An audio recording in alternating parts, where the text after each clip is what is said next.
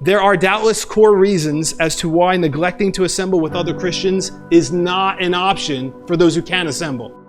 Any professing Christian who can assemble and is not assembling with other Christians is flagrantly living in sin. It's not an option. Look at what the writer of Hebrews said. And let us consider how to stir up one another to love and good works, not neglecting to meet together, as is the habit of some, but encouraging one another, and all the more as you see the day drawing near. So instead of having an improper habit, a deformative habit that many in the first century had and many have today, of not assembling with believers, whether they were apostates, and most immediately in the context of Hebrews, we would think of those who became apostate, leaving behind the worship of the Christian church because they didn't want to be persecuted by Jewish unbelievers. But then we could also think by way of extended application of those who would just neglect. They just had a habit of not going to the assembly of believers. Instead of forming that deformative habit, Christians are to cultivate the habit of gathering together all the more as the day of Christ approaches.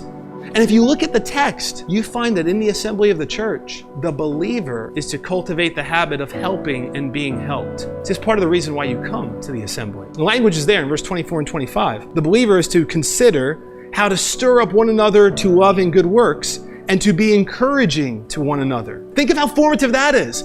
You come into church, gathered assembly of worship with that kind of mindset. I'm coming in not just to punch a ticket of worship on a Lord's Day Sunday morning. I'm not just trying to do good myself. I'm trying to help dear ones that I love to love and to do good works.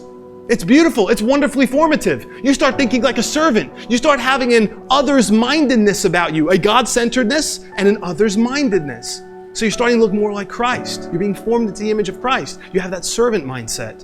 It's not just that I need to encourage you and I need to stir you up, or that you need to stir someone else up and you need to encourage someone. We need the stirring up and the encouragement of others. See, every time you gather together with believers, you could take aim at pride and you could say, I need the brethren. You know how many people are probably missing the help that they could have in their pursuit of holiness, looking more like Christ, less like their old selves, because they just pass by a whole bunch of people thinking, I don't really need them, but they do need me.